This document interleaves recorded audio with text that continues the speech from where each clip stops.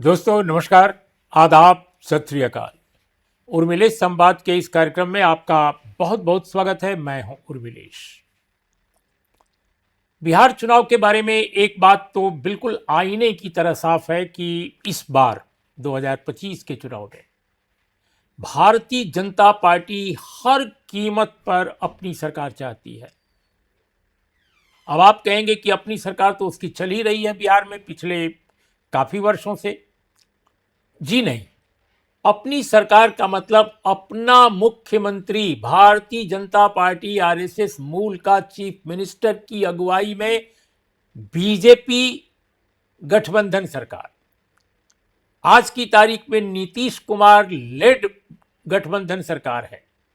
यानी एनडीए की अगुवाई नीतीश कुमार बिहार में कर रहे हैं, जिस तरह से प्रधानमंत्री मोदी केंद्र में कर रहे हैं। तो ये मानकर चलना पड़ेगा कि इसके बावजूद कि नीतीश कुमार जी, आज जो नीतीश कुमार हैं वो आज से 10 साल पहले वाले नहीं हैं, यहां तक कि 5 साल पहले वाले भी नहीं हैं। लेकिन इसके बावजूद उनका वजूद, उनका होना भारतीय जनता पार्टी को पसंद नहीं है अंदर अंदर। और यही कारण है कि इस बार चुनाव में भारतीय जनता पार्टी बिल्कुल ये ऐलान नहीं करना चाहती है कि उसके नेता नीतीश कुमार चुनाव जीतने की स्थिति में भी मुख्यमंत्री बनेंगे। अभी तक न जाने कितने रिपोर्टर्स ने यह सवाल देश के टॉप बीजेपी नेताओं से पूछा, लेकिन किसी बड़े नेता ने, केंद्र के जो केंद्रीय स्तर पर भारतीय जनता पार्टी का काम देखता है या सरकार में टॉप पोजीशंस पर हैं, जी हां, मैं बात कर रहा हूं नरेंद्र मोदी जी की, अमित शाह जी की, जेपी नड्डा की और धर्मेंद्र प्रधान की भी, जो प्रभारी हैं। और तो इन चारों में अभी तक किसी के बयान से आपने नहीं ये जाना होगा कि नीतीश कुमार को अपना भावी मुख्यमंत्री भी वो मान रहे हैं कि अगर मेजॉरिटी फिर से मिल गई एनडीए को बिहार में तो मुख्यमंत्री नीतीश कुमार ही बनेंगे। बिल्कुल ऐसा नहीं कहा गया है। क्या कहा गया है कि यह चुनाव नीतीश कुमार की अगुवाई में लड़ा जा रहा है ताकि चुनाव जीता जा सके। जीतने के बहुत सारे प्रबंध किए गए हैं इस बार, ये भी जान लीजिए। ये क्या है एसआईआर? एसआईआर नॉर्मल कोर्स में होता चुनाव के बाद, जैसे पूरे देश में होने की बात चल रही है तो बात समझ में आती। चुनाव से ऐन पहले आनन फानन में तमाम कंट्रोवर्सी, तमाम विवादों के बावजूद एसआईआर को जिस तरह हाँका गया उसका पहिया, ऐसा लगा कि पूरे बिहार के जनतंत्र पर वो एक रथ यात्रा की तरह निकल रहा है एसआईआर, कि वो सारे बिहार की जनतांत्रिकता को कुचलते हुए, एक रौंदते हुए निकल जाएगा। और किया उसने। भाई, प्रदेश की सबसे बड़ी विपक्षी पार्टी कह रही है कि ये ठीक नहीं है। आम जनता के बीच से आवाज आ रही है ठीक नहीं है। आपने अभी सर्वे करा रखा था जनवरी में, फिर भी आपने नहीं माना और आपने करा लिया। उसमें बहुत सारी गड़बड़ी है, इसमें कोई दो राय नहीं, अभी भी है।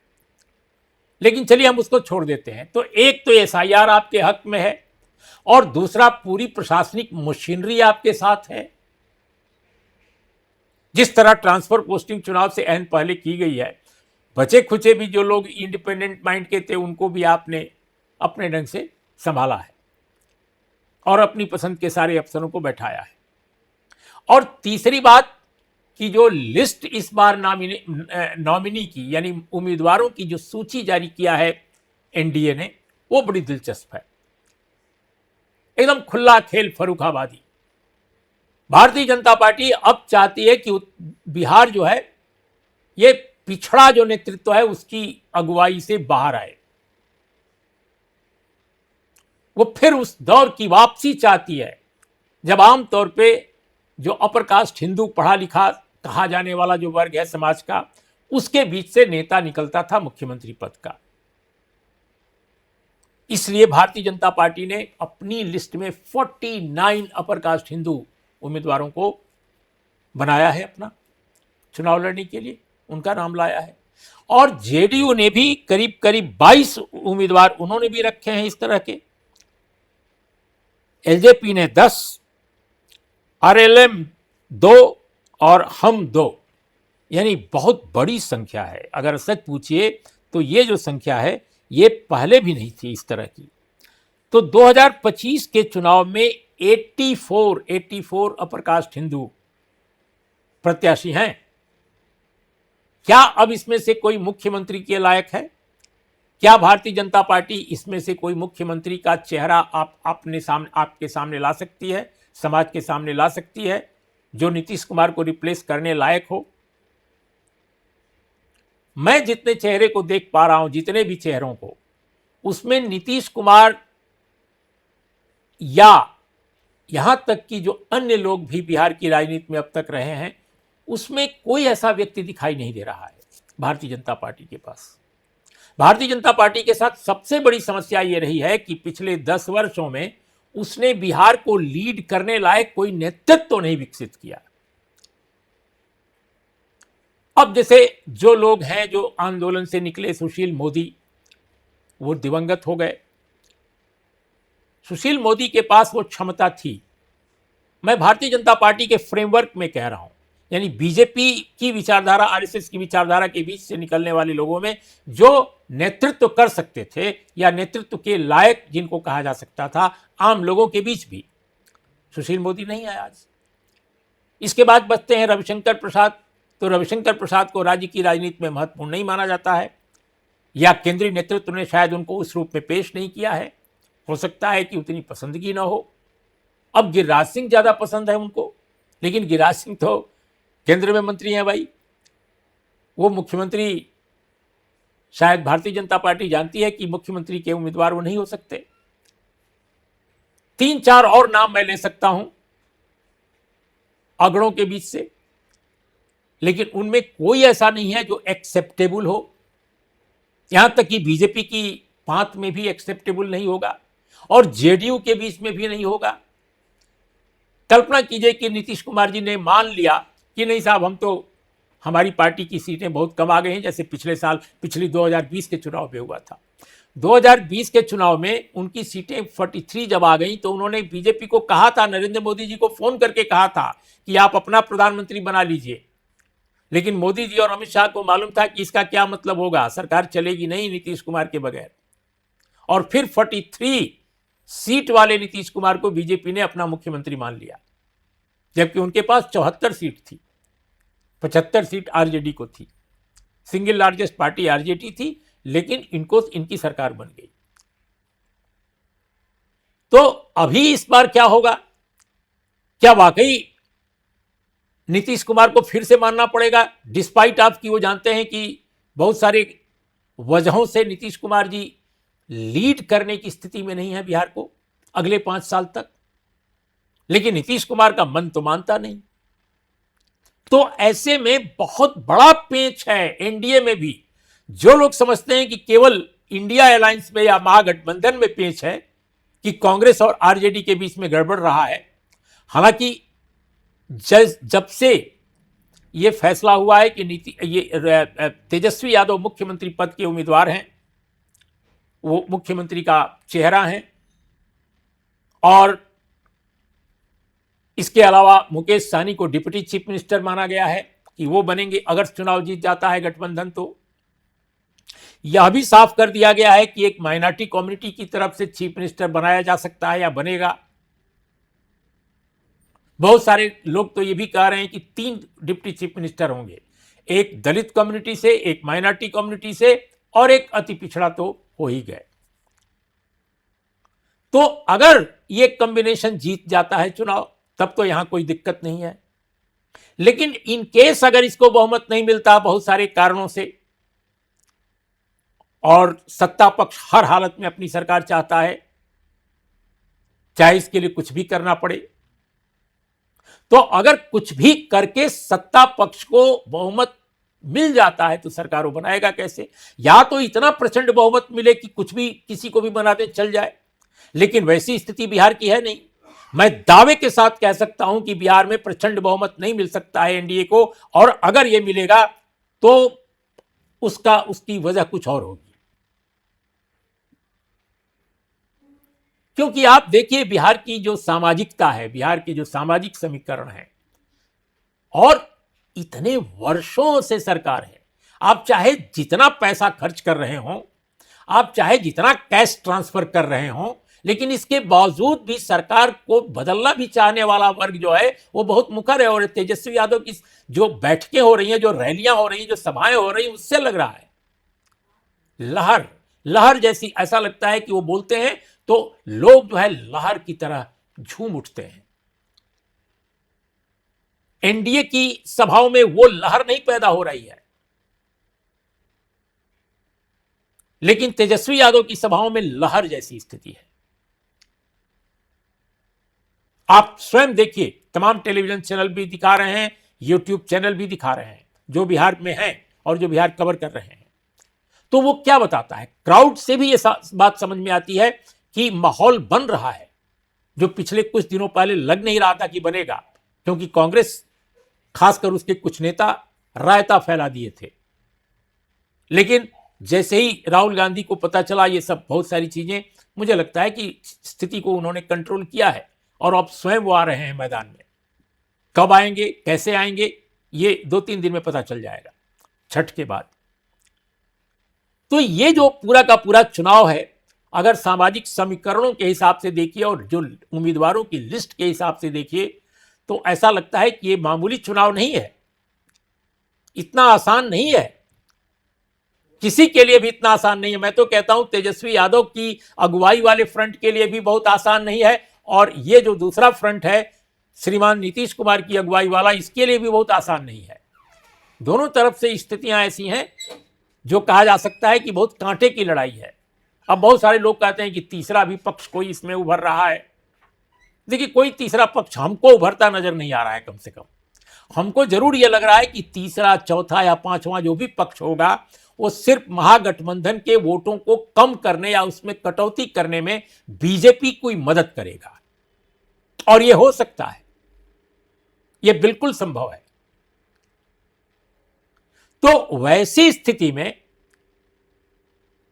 भारतीय जनता पार्टी क्या ऐसे लोगों को भी पुरस्कृत करेगी?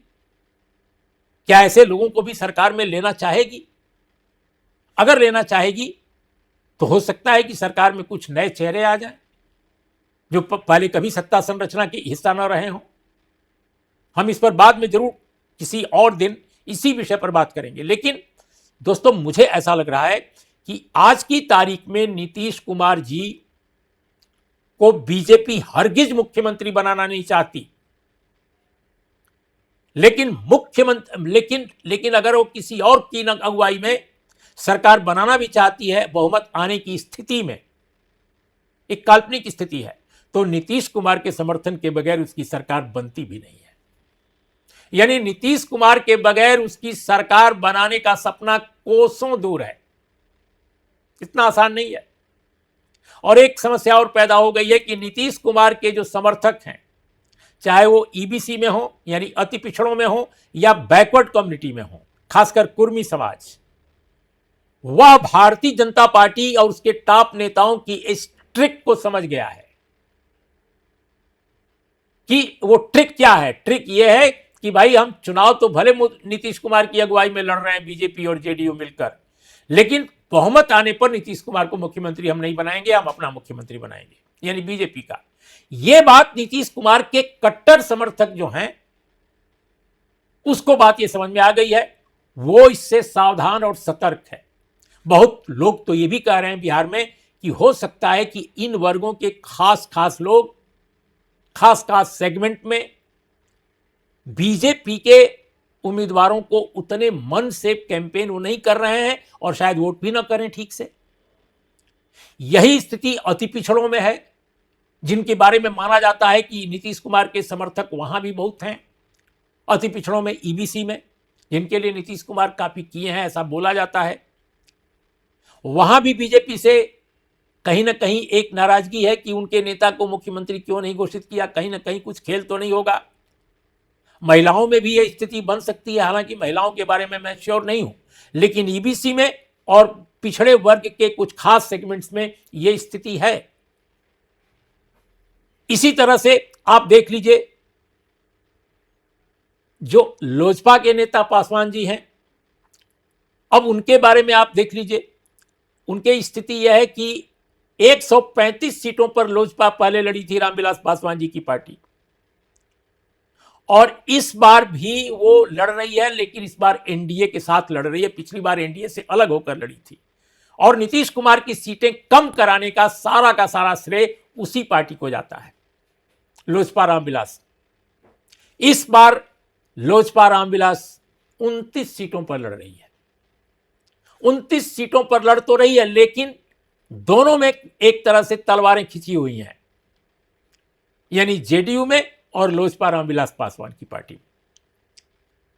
तो रामविलास जी के पुत्र हैं, अब लीड करना रामविलास जी तो है नहीं, तो रामविलास जी के पुत्र जो हैं बहुत सारे काम मोदी जी के हनुमान की तरह करते हैं, जैसा कि वो कहते हैं, स्वयं अपने को कहते हैं कि मैं तो मोदी जी का हनुमान हूं। तो अब देखना यह है कि जेडीयू और लोजपा रामविलास, इन दोनों पार्टियों के बीच क्या समीकरण उभरते हैं, क्या दोनों कोऑपरेट करते हैं चुनाव में एक दूसरे को, या फिर कोई खेला हो जाता है। ज्यादा आशंका जाहिर की जा रही है कि खेला होगा। इसलिए दोस्तों, डिस्पाइट ऑफ ऑल बेनिफिट, सत्तारूढ़ होने का, एसआईआर होने का, यह चुनाव किसी के लिए भी आसान नहीं है, इंक्लूडिंग बीजेपी। बहुत कठिन चुनाव है, और बिहार कठिन स्टेट है। यह बीजेपी के लिए मध्य प्रदेश, गुजरात नहीं है, राजस्थान नहीं है कि आप भंवरलाल शर्मा को, भजनलाल शर्मा को या मोहन यादव को चीफ मिनिस्टर बना दीजिए और सब कुछ ठीक रहेगा, चलेगा।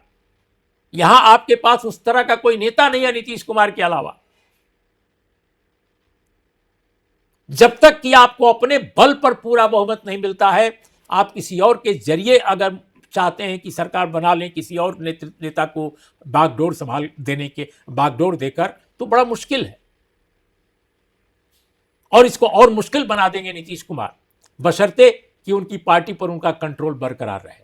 एक खतरा जरूर है कि चुनाव के बाद कहीं उनकी पार्टी में जितने टॉप लीडर जो उनके इर्द गिर्द अभी मंडराते रहते हैं, कहीं अचानक वो बीजेपी में न हो जाए, तब स्थितियां बदल जाएंगी, और तब भारतीय जनता पार्टी कंफर्टेबल ढंग से, बहुत आसान ढंग से अपने मुख्यमंत्री की अगुवाई में सरकार बना लेगी, अगर उसको बहुमत आता है तो।